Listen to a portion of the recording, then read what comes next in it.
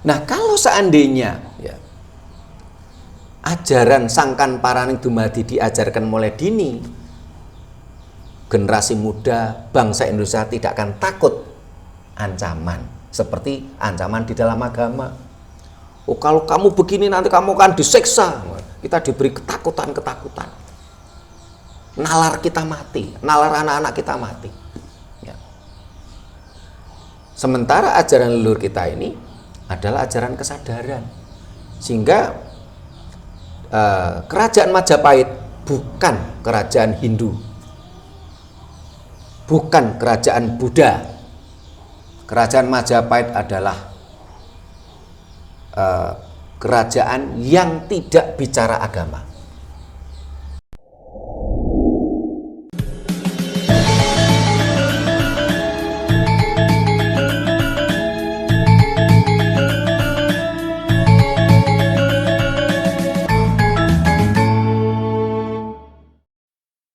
Rahayu. Para pemirsa Raket Prasojo TV channel yang kami hormati, selamat berjumpa kembali dalam kegiatan Yayasan Raket Prasojo, Lembaga Pengkajian, Pelestarian, dan Pengembangan Budaya Nusantara. Nah, para pemirsa, saat ini di Sanggar Budaya Raket Prasojo, yang biasanya kegiatan rekaman itu Sabtu malam, ini kita kembali ke titik nol. Karena pada waktu pertama kali kita rekaman itu malah pagi hari waktu itu sampai siang. Nah, sekarang kita adakan siang hari. Di tengah kegiatan setelah hari raya.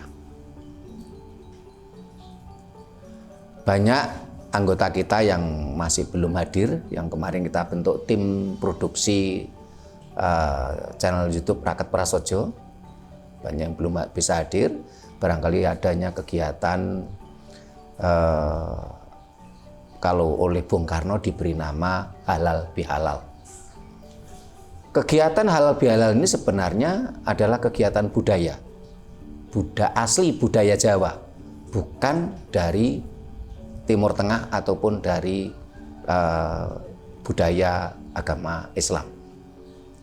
Sehingga sangat disayangkan ketika ada kegiatan halal bihalal kok ada ceramah agama, sehingga menghilangkan netralitas kegiatan tersebut yang memang asalnya adalah kegiatan budaya.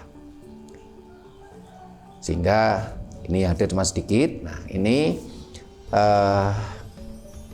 kebetulan ada anggota lama kita bisa hadir karena siang hari, yaitu Bu Susilowati. Rahayu Sugeng Siang, Bu Susilowati. Nah, Bu Susilowati ini backgroundnya sama dengan Bu Nani, seorang guru, seorang pengajar, terakhir menjabat sebagai kepala sekolah dasar. Karena itu kita akan coba angkat tema tentang dunia pendidikan kita. Kita akan mengangkat tema ilmu Sangkan Paraning Dumadi seharusnya diajarkan mulai dini. Karena itu menjadi sebuah akar budaya kita. Sehingga jangan sampai anak-anak kita ketika masih TK, ya, SD, SMP yang pada waktu itu masa-masanya otaknya harus tereksplorasi, tetapi otak generasi kita itu dimatikan oleh pendidikan dogma, sehingga bangsa ini sulit berkembang, bangsa ini sulit maju. Sementara ilmu leluhur kita Sangkan Paraning Dumadi ini sangat rasional, sehingga anak itu bisa mengeksplorasi pemikiran-pemikirannya, berbeda dengan pendidikan dogma, pendidikan agama yang mematikan nalar, sehingga anak-anak sulit berkembang. Tapi sebelum kita bahas tentang tema kita tadi, ilmu Sangkan Paraning Dumadi seharusnya diajarkan mulai dini, ini akan dibuka tembang mocopat. Kalau biasanya Bu Nani Mardiati, ini akan dibuka oleh Bu Susilowati. Silakan.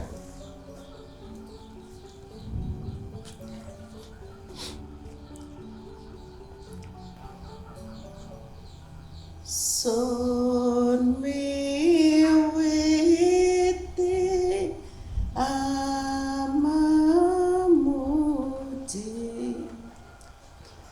ati siji tumuju mring Sang Hyang Widi aja lali lamun kita seagami aja lali tumindakan sarwa suci sun miwiti amamuji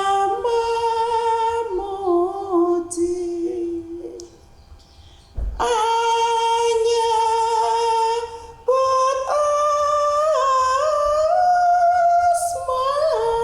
asmaning atma wet iku tinyo engkang wajib den puja ler luhuring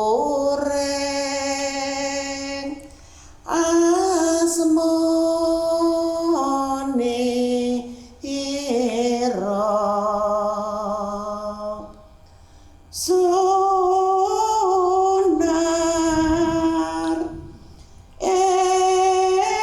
engkang moho agung reratuning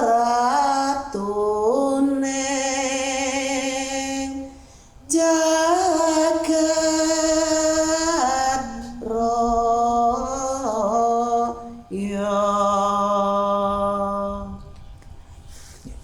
Matur nuwun Rahayu, matur nuwun Bu Susi melantunkan tembang bagaimana kita memuji kepada Tuhan.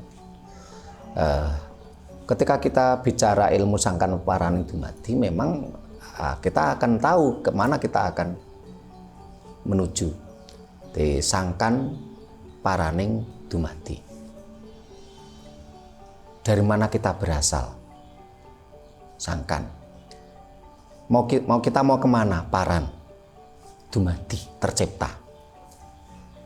Saya jadi teringat beberapa hari yang lalu saya ini ngobrol sama anak kecil. Masih TK. Kelas B, berarti 0 besar. Dia membawa soal. Saya dimintai tolong bantuan untuk menjawab. Dia tanya, Pak, bulan dan bintang ini ciptaan siapa? Saya katakan, Nduk, kalau di sekolahanmu pasti jawabnya Tuhan. Walaupun gurumu juga belum pernah ketemu Tuhan. Walaupun gurumu juga belum tahu itu Tuhan. Jadi kalau menurut sekolahmu ya jawab aja, bulan dan bintang diciptakan oleh Tuhan. Tapi itu sebenarnya kurang benar. Nah, anak ini kritis. Loh, terus yang benar yang bagaimana, Pak? Yang benar ini TK, kelas 0 besar, kelas B. Ya. Saya jawab, yang benar itu bulan dan bintang tercipta, terjadinya akan proses alam. Bukan Tuhan. Karena Tuhan sendiri itu adalah ciptaan manusia. Contoh, Tuhan agama A. Ini baru muncul, itu abad ke-6. Padahal dunia ini, alam semesta ini diperkirakan usianya sudah 13,6 miliar tahun yang lalu. Ini penelitian para sains, para ilmuwan. Tapi kan oleh agama A ini kan memperkenalkan Tuhannya menurut perspektif agama tadi kan baru abad 6. Terus ada lagi agama K, ya. Ini memperkenalkan nama Tuhannya baru kurang lebih ya abad 1 yang menciptakan manusia gitu. Si anak tadi tanya, lah terus saya harus jawab bagaimana Pak? Ya udah tulis saja Tuhan. Loh, lah katanya salah. Lah tapi kalau nggak dijawab Tuhan nanti kamu yang disalahkan gurumu gitu loh. Inilah tadi yang saya katakan di prolog di depan. Generasi muda kita, anak-anak kita, usia TK, SD, SMP ini adalah usia-usia otak emas yang harus benar-benar mampu tereksplorasi otaknya. Tapi oleh negara, oleh pemerintah, otak emas tadi dimatikan. Salah satunya itu tadi pertanyaan siapa yang menciptakan bintang dan bulan? Pasti jawabnya Tuhan. Kalau sekolahnya sekolah agamis menyebut nama Tuhan agama tadi. Ini kan akhirnya otak si anak tadi kan mati tuh. Padahal gurunya tadi yang mengajarkan bulan dan bintang diciptakan oleh Tuhan pun sang guru saya yakin kok. Ini Bu Nani, Bu Susi ini guru ini. Saya yakin kok. Guru tadi belum tahu Tuhan itu. Tidak tahu Tuhan itu, belum ketemu Tuhan itu dan belum kenal Tuhan itu. Baru katanya dari orang lain dan katanya dari buku. Inilah kenapa bangsa ini terpuruk. Sehingga dalam pemikiran kita, saya ngobrol tadi dengan Pak Giono sebelum rekaman, terus kemarin saya ngobrol sama salah satu anggota kita yang ada di Kalipare. Seharusnya ilmu sangkan paraning dumadi diajarkan mulai dini. Bahasan ini kita tidak membahas tentang ilmu sangkan paraning dumadi, tetapi kita lebih fokus seharusnya ilmu ini diajarkan mulai dini dengan segala pertimbangan-pertimbangan, dengan segala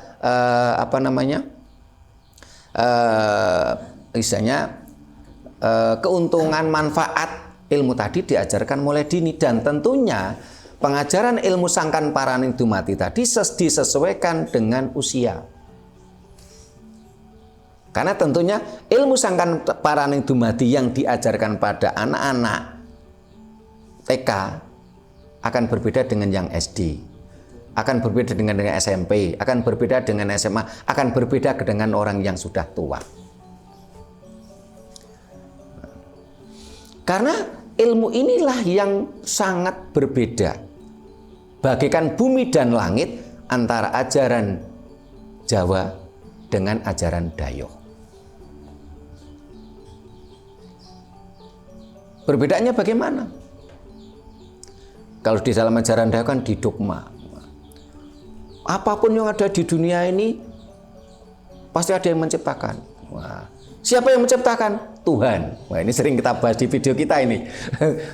Apapun yang ada di dunia ini pasti ada yang menciptakan. Ini dalile wong agama gitu loh. Apapun yang ada di dunia pasti ada yang menciptakan. Yang menciptakan siapa? Tuhan. Dia sambil menyebut nama Tuhan dalam agamanya. Tapi ketika saya tanya balik, berarti Tuhan Anda ada? Oh ada. Nah terus siapa yang menciptakan Tuhan Anda? Bingung. Wong agama kakek dalil ini ora iso jawab. Sehingga sesuatu yang menakutkan bagi orang agama adalah apa? Dipertanyakan dan ditanyakan. Mereka maunya adalah ceramah agama yang monolog. Ngomong ngalor ngidul ngedabrus kabeh kon meneng kon ngrungokne ora le takon. Bagaimana bangsa ini mau maju kalau seperti ini? Nah ini supaya gayeng ini ya. Ini monggo mic-nya di Bu Susi, monggo kondo takon. Nggih. Belum pengalaman soalnya baru pertama. Nggih, monggo Bu Nani. Rahayu. Rahayu. Sangat bertolak belakang kalau tadi itu menurut pengalaman panjenengan tadi kan ada anak TK. Dengan dialog dengan anak TK. Dengan dialog dengan anak TK. Dia minta tolong saya jawab pertanyaan buku yang dari sekolahan. Ya. Lah panjenengan itu pas dialog itu menemukan anak yang cerdas berarti. Dia kritis. Nah, sangat bertolak belakang itu jawaban ada di keilmuan dengannya ada di sekolah. Iya. Nah disitulah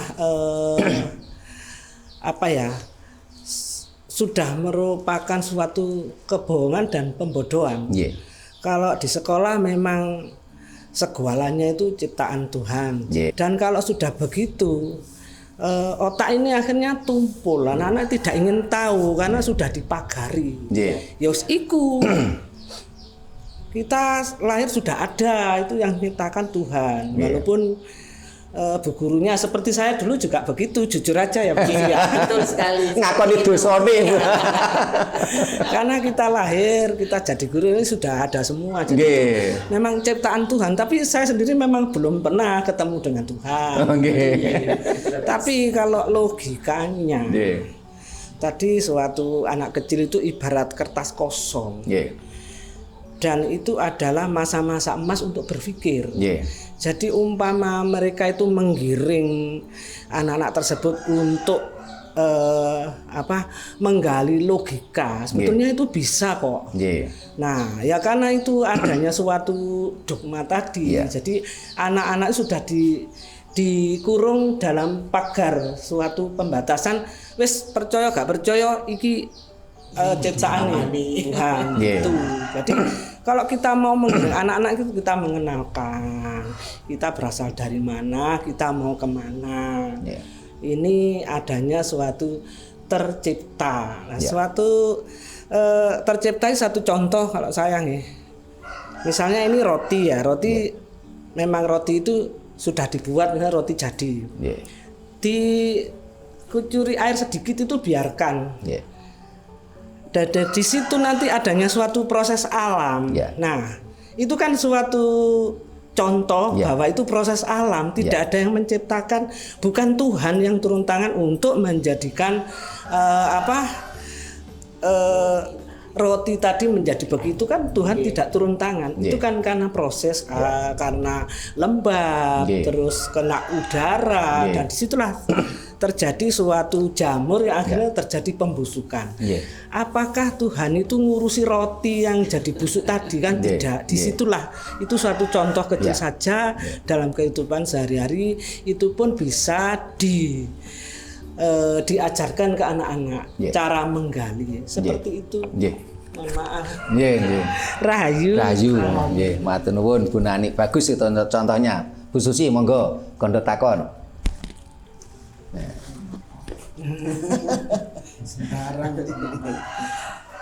Rahayu. Seperti ingkang dipunaturaken kalian Bu Nani niko panci leres, pengalaman juga jadi guru. Memang katanya Tuhan itu tidak ada, tapi ada di hati. Mohon penjelasannya Bapak nanti bagaimana bedanya Tuhan dengan hati yang Tuhan ada di hati kita. Gitu aja. Rahayu. Nuwun Bu Susi. Pak Giono mumpuk sing sebelah tengen sekalian kan baru yang kiri. Rahayu. Tadi Pak Tunggu bilang bahwa sangkan parani itu mati ya, itu perlu penanaman sejak dini. Itu memang betul Pak. Jadi sekarang memang di dalam instansi atau anak sekolah itu pemerintah menganjurkan untuk casing, taruhlah pakai baju takwo. Itu memang pelengkap budaya gitu. Tapi dalam hati atau apapun perilaku ya, itu tidak diterapkan. Cuma dikasih kasarannya casingnya aja, dalamnya kopong. Nah disinilah harusnya pemerintah juga ada bekal sejak dini masuk dikasihlah materi dalam arti sesuai dengan kriteria antara TK, SD, SMP, SLTA kan gitu. Nah di situ harus bekal itu bukan karena baju. Kalau baju itu orang anak kalau kita sudah tahu lah bahwa adat budaya kita pakai baju ini, oh berarti kita ini. Tapi anak dini seolah-olah itu cuma seragam. Oh nek kemis aku nggawe iki kan gitu aja. Ya disitulah harusnya mental dulu sejak dini itu pumpung dalam mati mindset anak itu masih belum apa kayak istilahnya memori itu belum sampai penuh.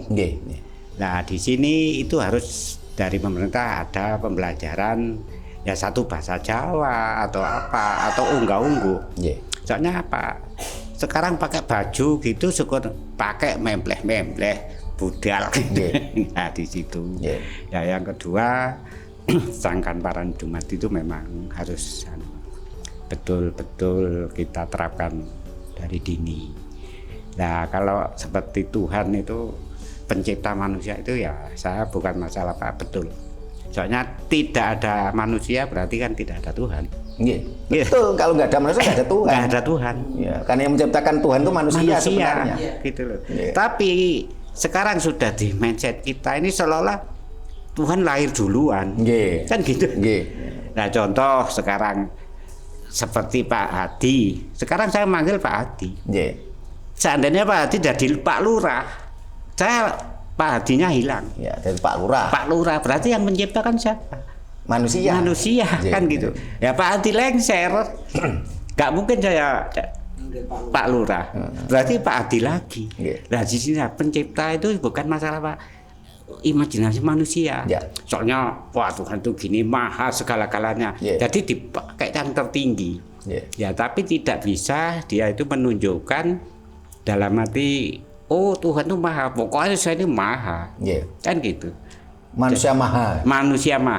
Orang jelek kasih rezeki kan gitu Pak. Manusia maha. Manusia kasih orang jelek kasih rezeki. Ya maaf maling ya dikasih kehidupan rezeki. Berarti kan maha. Ya ini kan imajinasi manusia. Coba kalau kita nggak kerja, berdongkrong aja siapa yang ngasih? Kan gitu.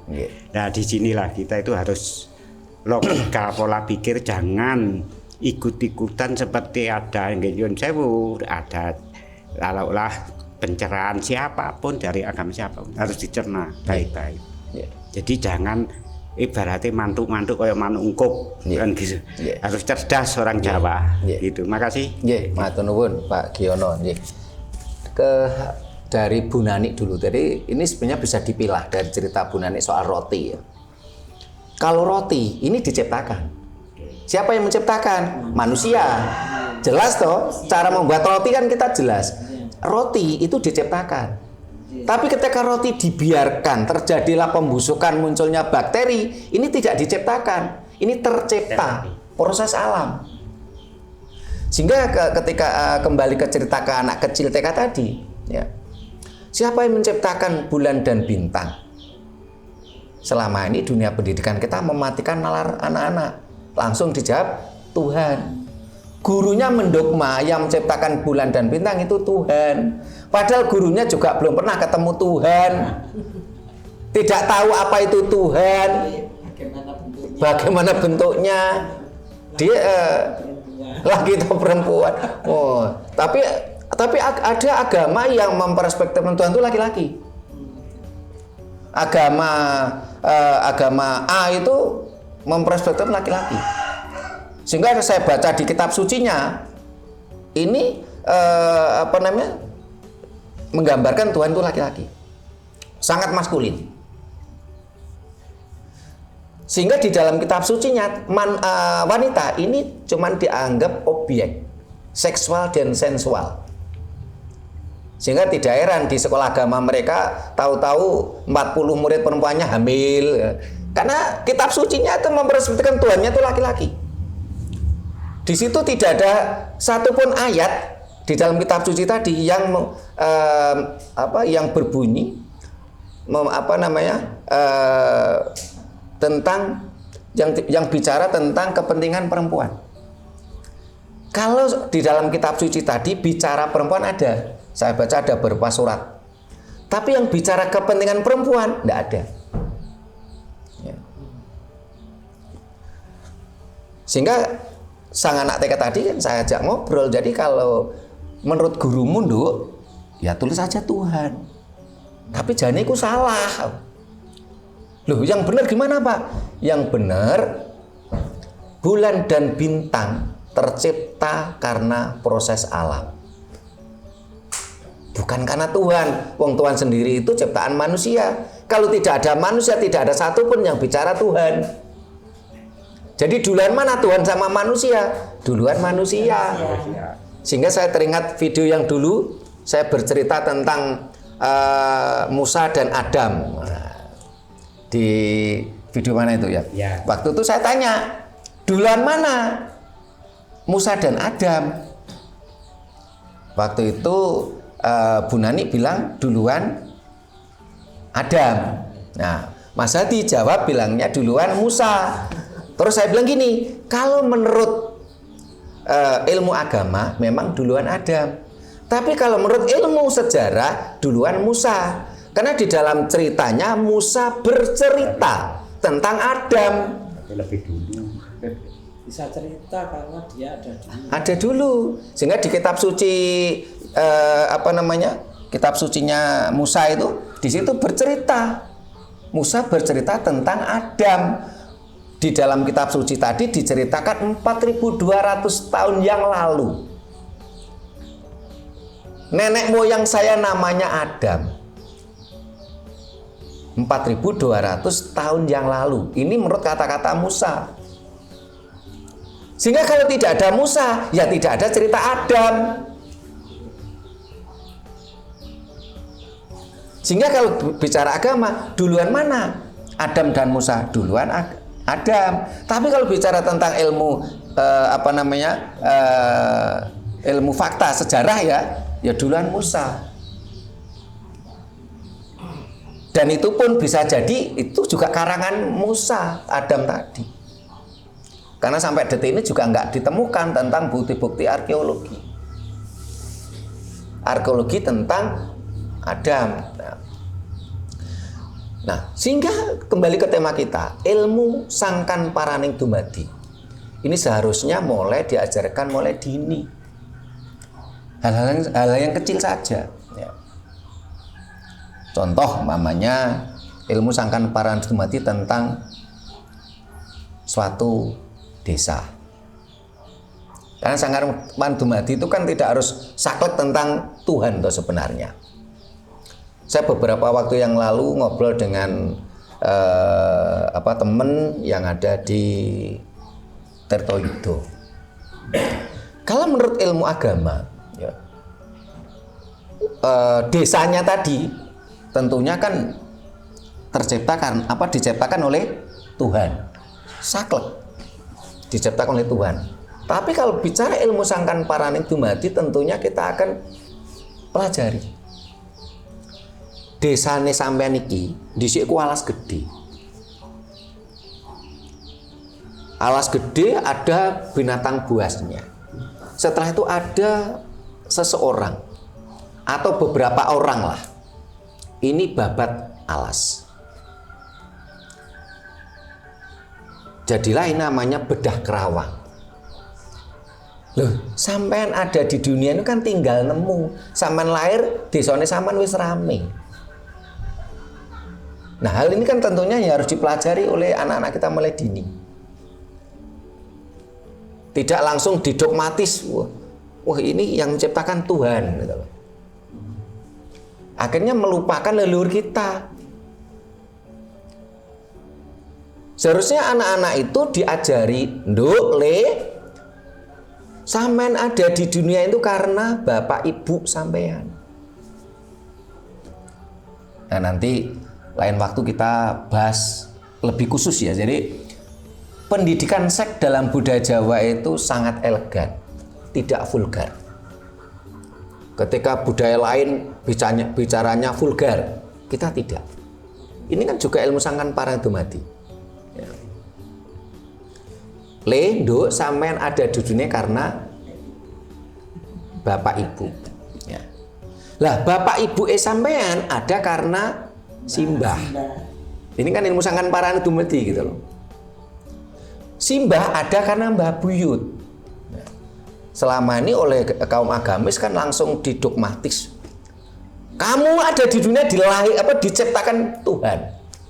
Langsung dipunggel. Langsung didogmatis. Kita diciptakan oleh Tuhan sambil menyebut nama Tuhan dalam agamanya. Tanpa dijelaskan.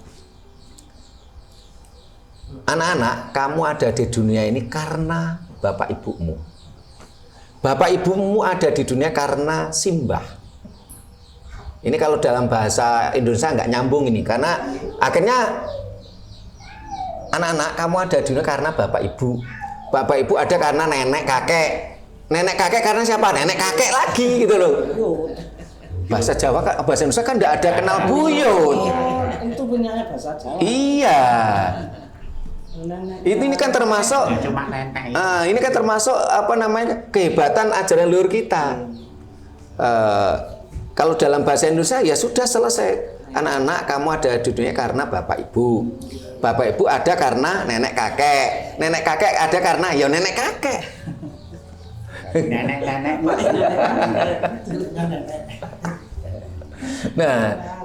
Nah kalau dalam budaya Jawa kan enggak. Anak-anak kamu ada karena bapak ibu. Bapak ibu ada karena simbah. Simbah ada karena Mbah Buyut. Mbah Buyut ada karena Mbah Canggah. Mbah Canggah ada karena Mbah napa? Udek-udek. Mbah udek-udek ada karena Mbah Gantung Siwur. Udek-udek. Gantung Siwur. Setelah Gantung Siwur Canggam pun tahu. Wareng. Oh belum. Nggak hafal. 18 nggih lah. Ya. Memang disitulah kelebihan ajaran leluhur kita. Tidak dogmatis, jadi gak hafal gak apa-apa gitu loh. Kalau dalam agama kan harus kita hafalkan. Hafalan. Otak anak-anak kita dijejali dengan hafalan-hafalan. Sehingga ada pemirsa kita sempat protes. Itu yang menjelaskan kok nggak hafal loh, memang nggak perlu dihafalkan kok tuh. Kalau ingin tahu ya buka catatan aja nggak apa-apa. Dalam ajaran leluhur kita tidak harus dipenuhi hafalan karena kalau otak kita dipenuhi hafalan ya kita nggak muat gitu loh, karena kapasitas otak kita terbatas. Akhirnya menjadi kita sulit maju gitu loh. Jadi kembali ke yang di Bu Nani tadi, jadi roti itu diciptakan. Tapi ketika roti keluar jamur bakteri, ini tercipta. Proses alam. Ya. Kalau Bu Susi tadi, ada sebuah dogma, Tuhan itu tidak ada, tapi ada di hati. Nah, itu pun kalau saya lihat konsep agama-agama tertentu yang memakai itu. Ya. Tetapi kalau yang jelas itu biasanya kalau agama yang lain mengatakan Tuhan itu ada. Di mana? Duduk di langit itu. Ya. Berarti Tuhanmu punya pantat karena duduk di kursi ya. Sehingga di dalam kitab suci agama tersebut digambarkan Tuhan itu seperti manusia maha yang besar. Sehingga karakternya ini mirip manusia. Diceritakan Tuhan itu maha mendengar, oh berarti Tuhanmu punya telinga. Tuhan maha melihat, berarti Tuhanmu punya mata. Ya. Tuhanmu duduk di kursi, berarti Tuhanmu punya pantat. Ya. Tapi saya lihat saya pelajari di kitab suci agama tersebut tidak ada satupun ayat yang bicara Tuhan itu punya kepala. Sehingga kalau dalam perspektif agama tadi Tuhan itu digambarkan seperti SpongeBob, punya mata, punya telinga, punya tangan, punya pantat, tapi nggak punya kepala. Tapi pernahkah orang-orang agamis itu mau mempelajari kitab sucinya sedetail itu? Dan Tuhannya digambarkan seperti manusia, tetapi manusia maha. Nah, kalau di dalam ajaran Jawa kan Gusti iku tan kena kinaya ngopo. Tuhan itu tak terperkirakan. Karena tak terperkirakan itulah orang Jawa tidak berani memberi nama Tuhan. tidak berani menggambarkan sosok Tuhan. Sehingga orang Jawa biasanya apa? Menyebutnya Gusti. Gusti itu bagus sing ati, kesadaran.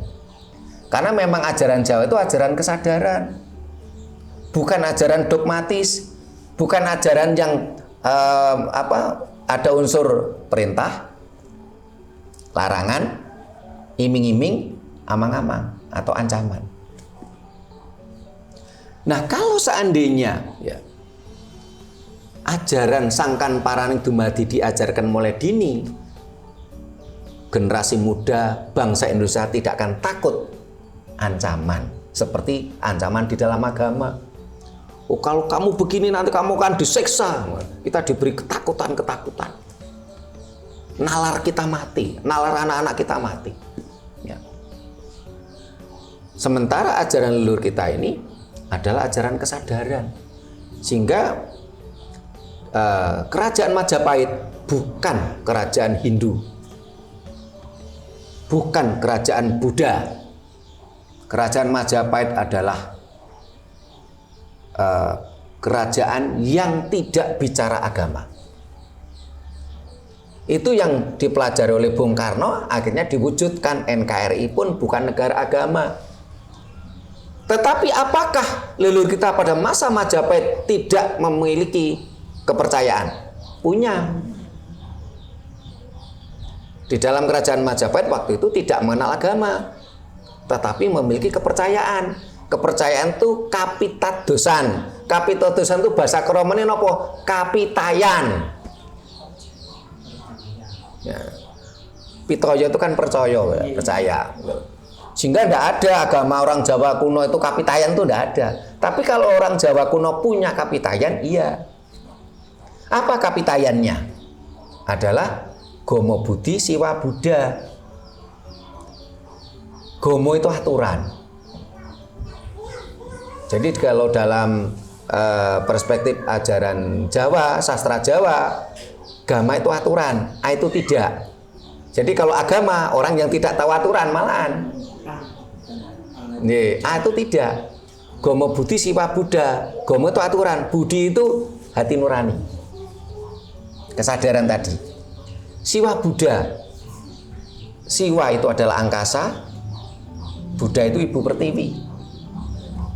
Dan ini juga ilmu sangkan paraning dumadi, sehingga anak-anak harusnya mulai diajari. Kita ada di dunia ini karena proses alam. Adanya Siwa Buddha. Karena apa? Karena sperma dan ovum orang tua kita berasal dari Siwa Buddha. Kok bisa? Iya. Kita semua makan. Dari mana? Dari Buddha, dari ibu pertiwi toh. Nah, dari tanah. Makan singkong, makan beras, makan buah, semua dari Buddha, dari ibu pertiwi. Ini Buddha loh ya, bukan Buddha. Nah, karena berbeda. Ya. Kalau Buddha itu Siddhartha Gautama, ini Buddha. Artinya ibu pertiwi, itu bahasa Jawa kuno. Enggak, biasa.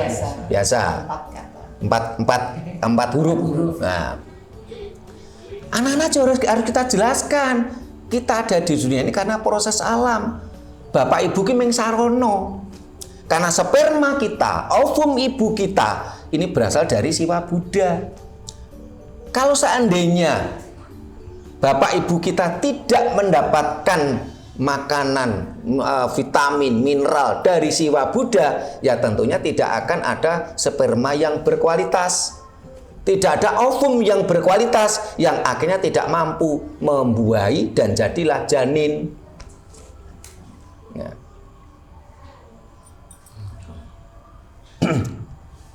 Jadi kita terjadi proses alam dari Siwa Buddha.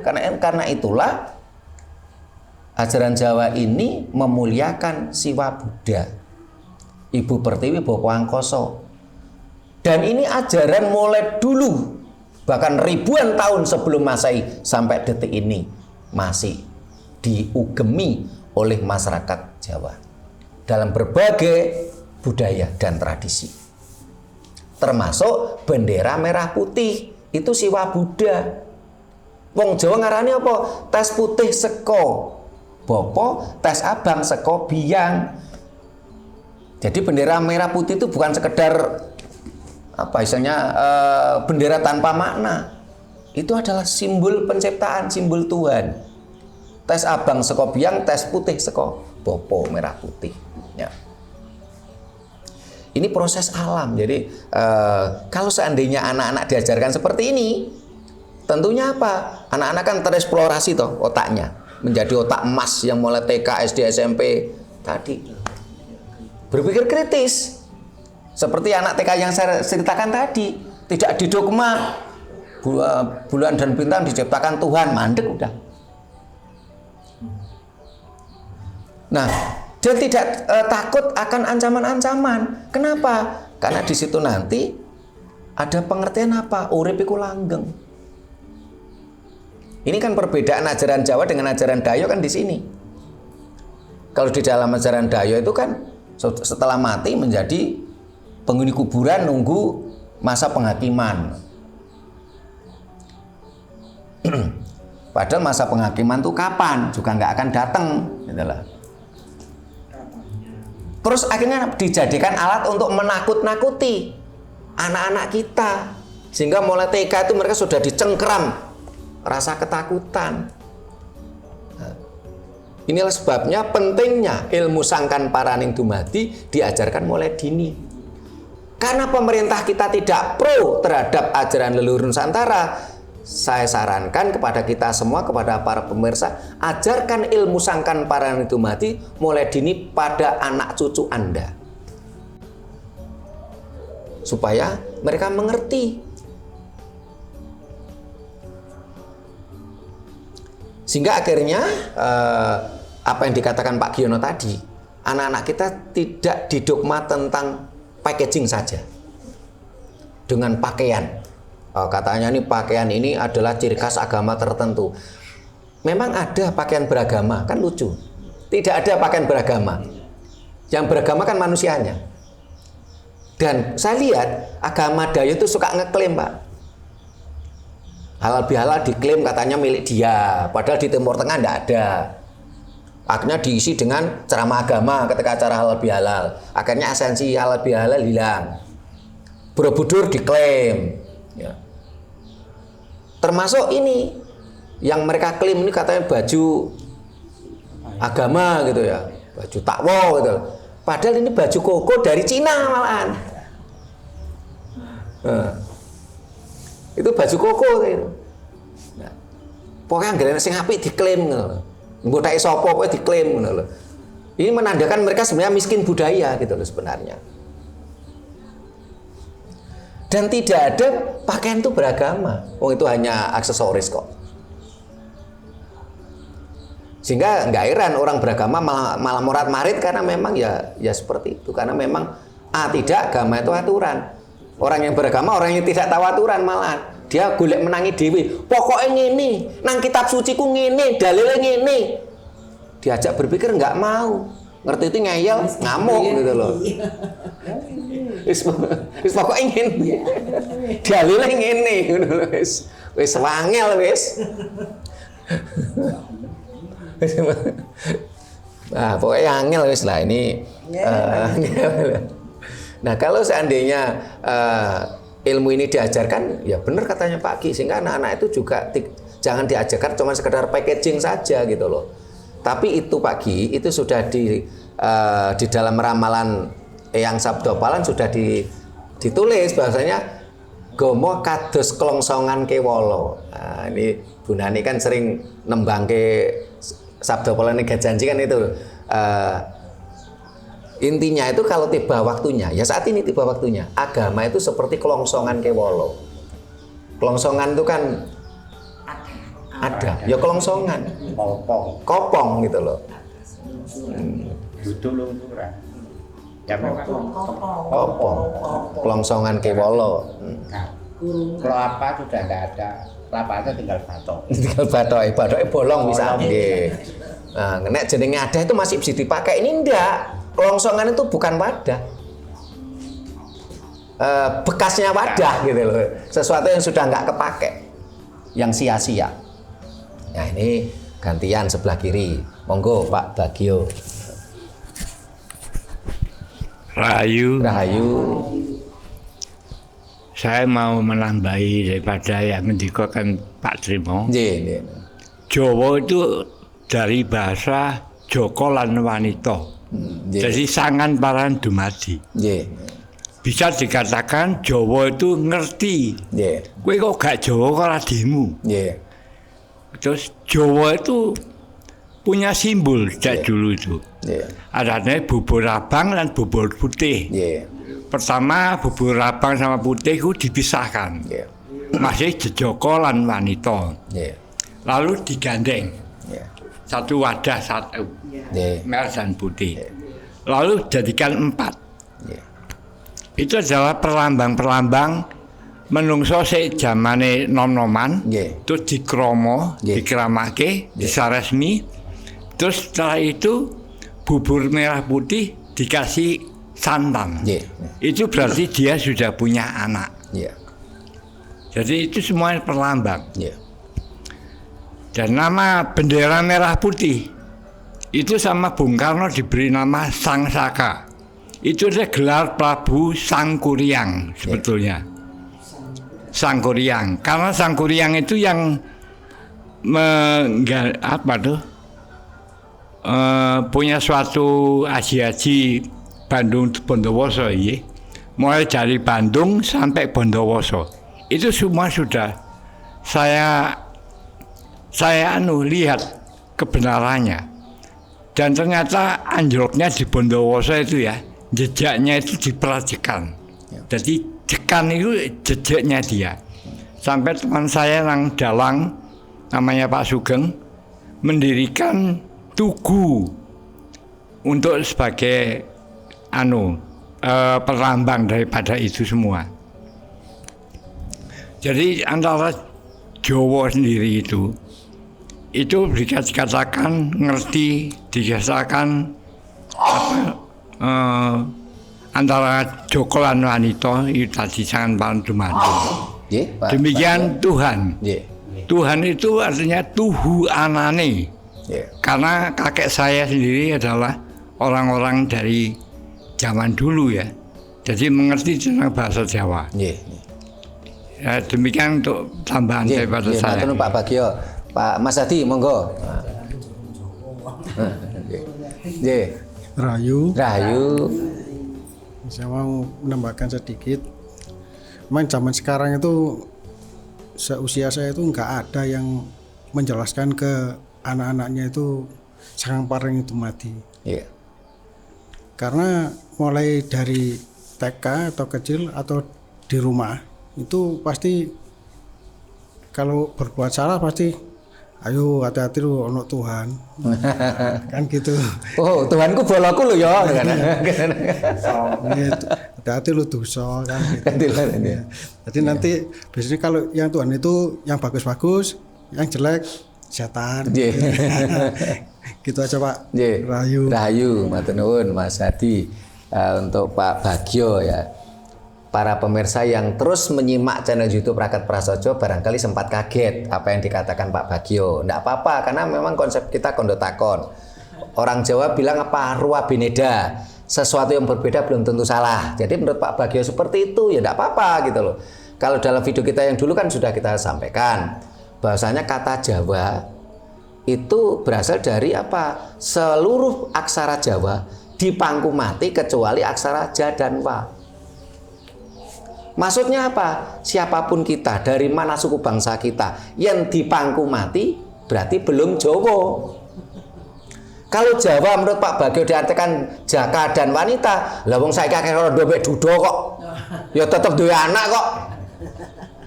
Kan nggak masuk berarti apa argumentasinya Pak Bagio gitu loh. Terus termasuk Tuhan. Tuhan itu bukan bahasa Jawa. Ojo gathok-mathok. Tuhan itu dari bahasa Melayu. Dalam bahasa Melayu ada kata Tuhan, ada kata Tuhan. Tuhan itu personal. Tuan Giono, Tuan Hadi, Tuan Bagio. Tuhan itu bentuk jamak. Jadi tuan, jadi Tuhan. Itu bentuk jamak. Jadi Tuhan bukan bahasa Jawa. Tapi mohon maaf, saya nggak nyalakan Pak Bagio. Ini kan sesuatu yang berbeda, belum tentu salah. Tetapi kita akan mencoba sebagai kita lembaga pengkajian, pelestarian, dan pengembangan budaya Nusantara, ya kita menyampaikan sesuatu yang sesuai dengan kajian. Nah, memang ketika bicara bubur sangkan parani dumadi, ini memang lebih baik memang kalau diajarkan mulai dini juga. Jadi pas weton, ya, entah itu weton orang tuanya, weton anaknya, itu anak itu memang seharusnya diajari untuk membuat bubur sengkolo. Sengkolo itu dari kata sang dan kala. Perjalanan waktu itulah sangkan paraning dumadi. Benar yang di Pak Bagio tadi dikatakan, pertama bubur abang, ites abang seko biang, bubur putih, tes putih seko bopo, saresmi. Akhirnya biasanya kalau saya menyampaikan di YouTube itu kan bubur sengkolo itu kan satu takir merah saja, tes abang ini. Satu takir putih saja, tes putih, merah putih, bopo biung. Satu takir ini paruan, ini lambangi saresmi, bopo biung saresmi. Ini kan sangkan paraning dumadi.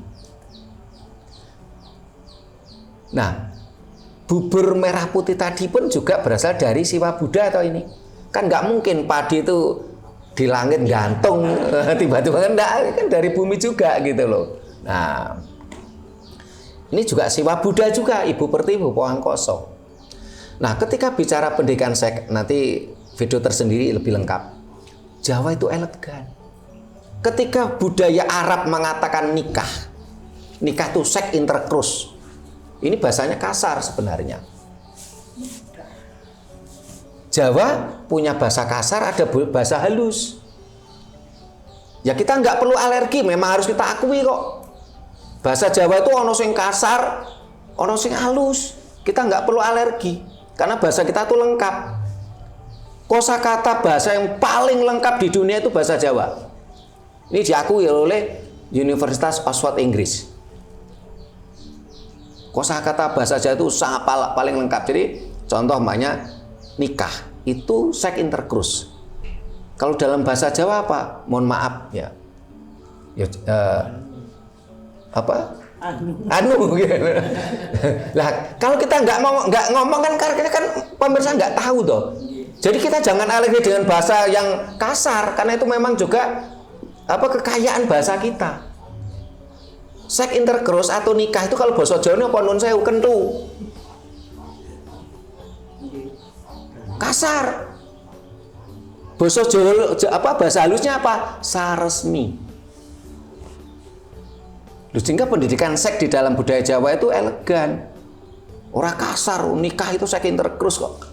Jadi ketika bicara nikah disandingkan kawin itu enggak sama.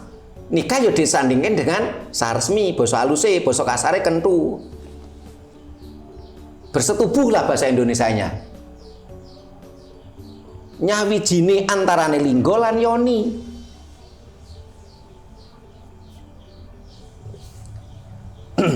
Ini ilmu sangkan paraning dumadi gitu. Nah biasanya terus bubur yang keempat itu bawahnya merah, atasnya putih. Ya. Satunya lagi bawahnya putih, atasnya merah. Ini yang umum. Tapi pada desa-desa tertentu ini masih dikucuri santan. Desa tertentu jadi membuatnya awal ini tidak pakai santan. Setelah selesai ditambahi santan. Tapi yang banyak saya lihat ini santan sudah dimasak mulai dari awal. Jadi nggak dikucuri santan. Karena biasanya nanti sisanya dimakan. Nah, ketika kita mengeti weton, ada bubur sengkolo, ada bubur poncowarno. Sengkala sangkan paraning dumadi, Pancawarna adalah melambangkan saudara 4, 5 pancer. Banyu geni angin lemah, Angkara Ludra Sukardo Nimpuno. Nah, setelah selesai puasa weton 3 hari, biasanya bubur sengkala, bubur Pancawarna, kembang telon, ini dibuang ke air yang mengalir, ke sungai. Terus ada yang tanya, Pak, kalau mainnya jauh dari air mengalir bagaimana? Kan air mengalir itu bisa sungai, bisa laut ya. Termasuk kemarin saya ada tamu itu suaminya ini kan dinasnya di Kodam Kasuari, Papua. Pak, di rumah saya jauh dari sungai, Pak. Tapi kalau laut, oh laut deket, Pak. Ya udah buang ke laut. Ya. Terus emaknya jauh dengan sungai, jauh dengan laut, kemana dibuang di mana? Di perapatan. Itu alternatif terakhir itu biasanya. Ya. Kalau bisa tetap sungai, air mengalir lah. Ya. Ini ilmu sangkan paraning dumadi. Sehingga kalau ini diajarkan mulai dini, anak-anak kan akhirnya kan diajak berpikir cerdas. Dari mana dia berasal? Tanpa harus sesuatu yang, mohon maaf, yang mesum toh. Karena pendidikan seks di dalam budaya Jawa itu elegan, tidak mesum, tidak vulgar. Ya. Sehingga kalau seandainya masyarakat kita sadar hal ini, ya, kita nggak usah nunggu pemerintah lah, karena pemerintah sudah terbukti tidak begitu peduli kok terhadap budaya leluhur kita. Kita mulai diri kita.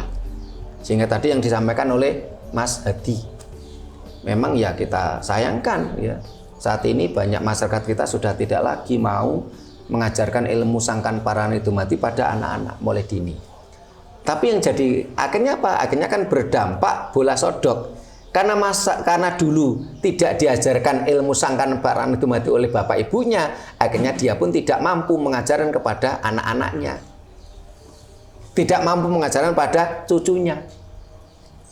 Ini adalah kehancuran yang terus beruntun. Sehingga kita sadarkan, mudah-mudahan video ini mampu menyadarkan, mencerdaskan bangsa ini. Supaya anak-anak bangsa, generasi penerus itu tidak mati otaknya.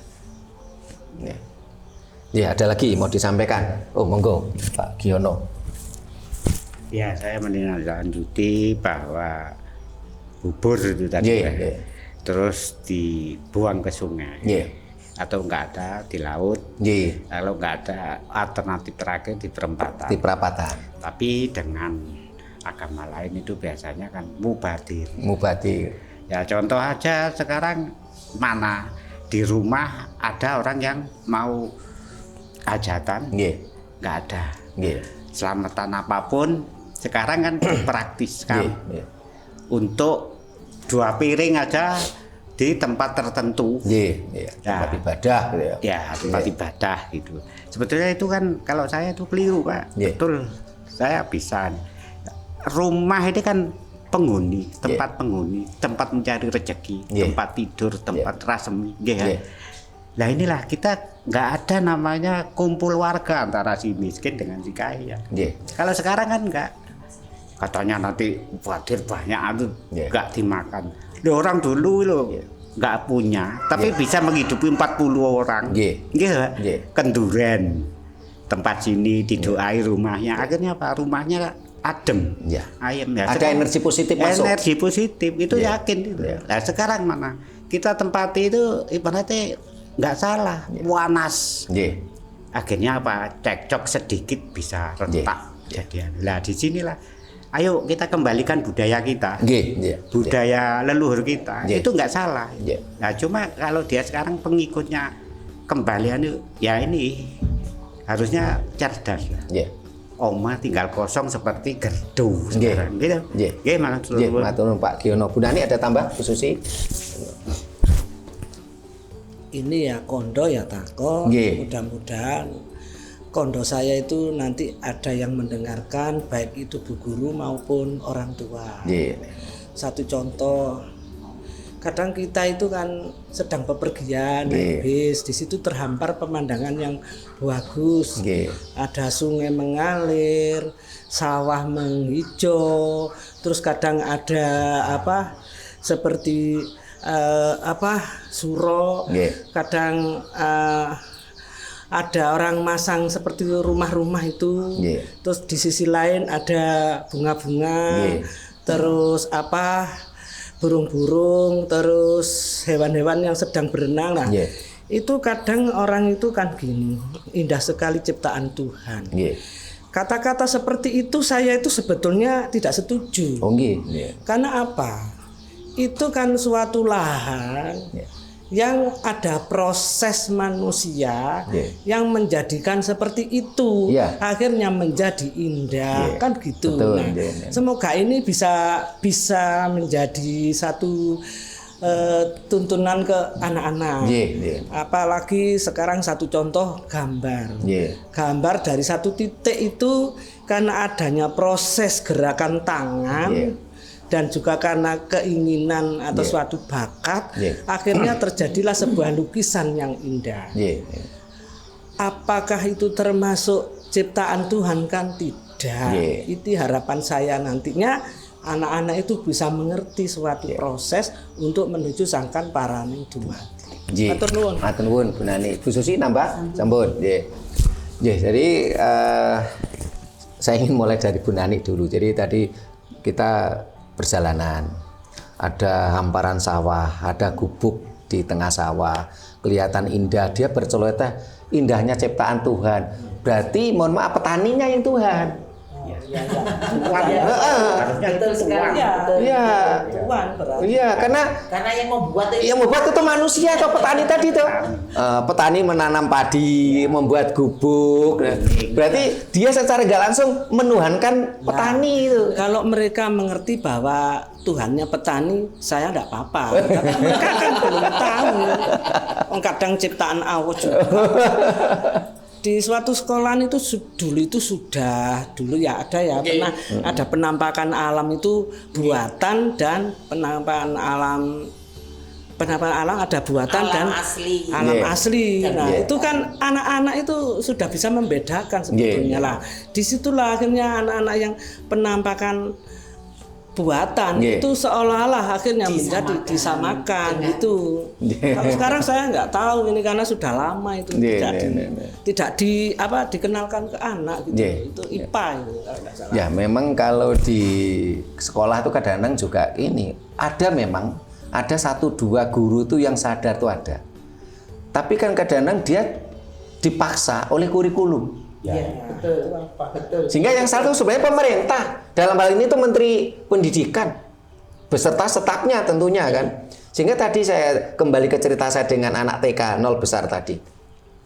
Dia tanya kan di bukunya itu, bulan dan bintang diciptakan oleh siapa?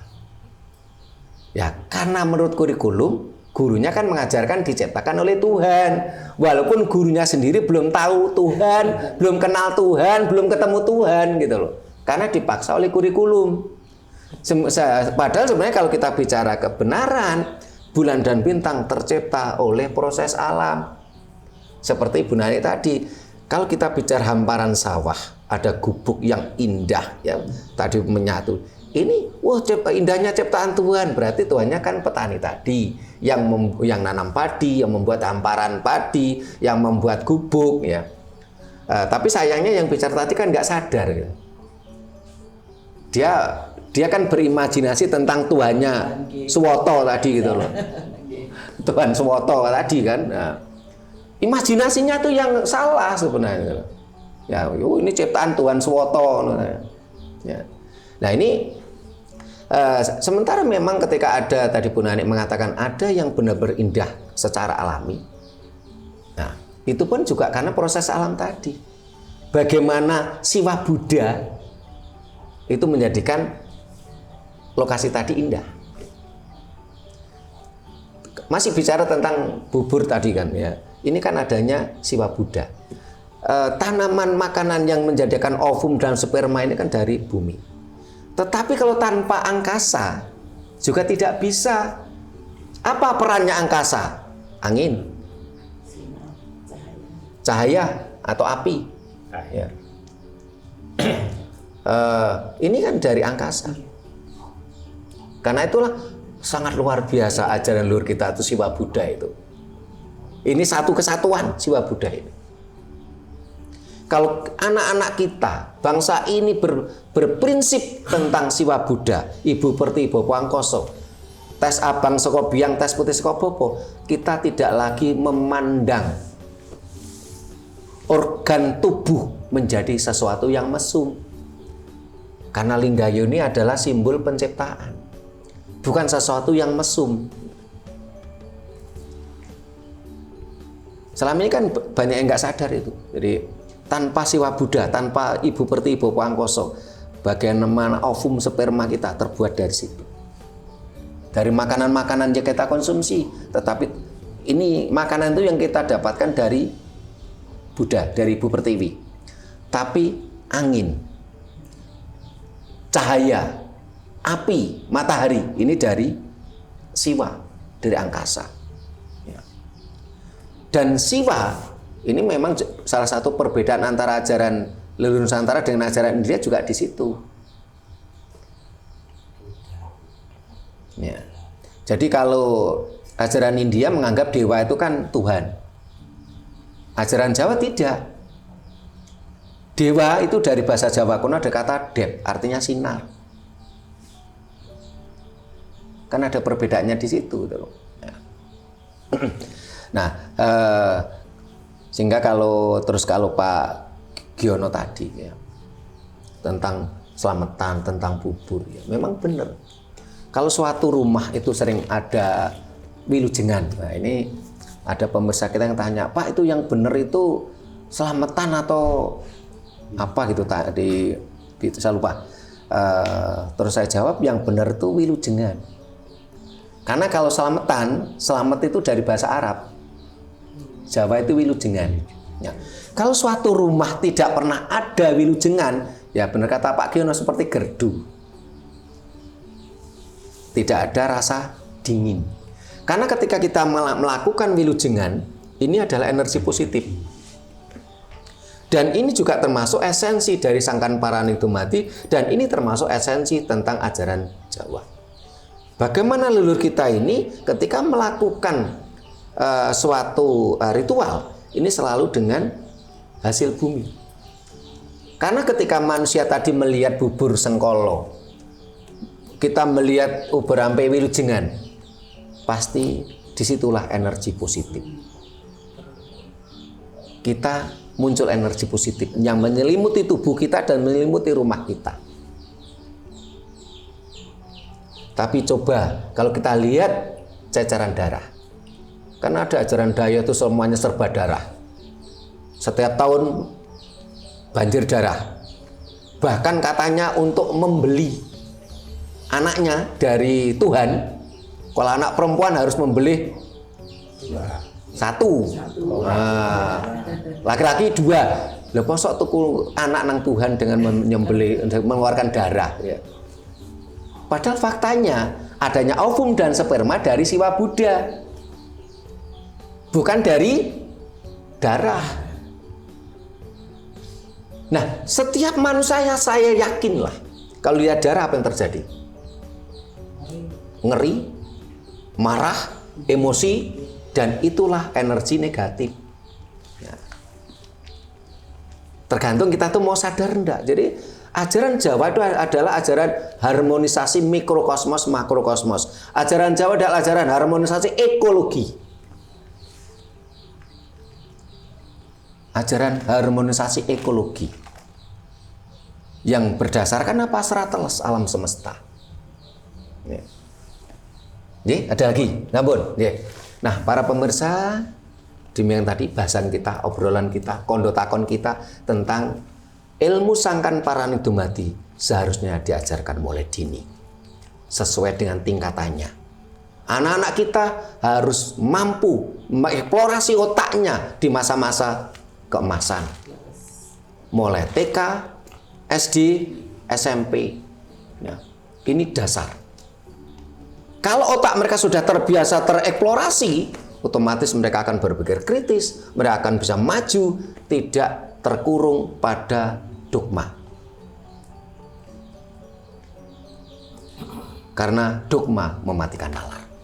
Mudah-mudahan bahasan kita mampu memberikan kita kesadaran, mencerdaskan,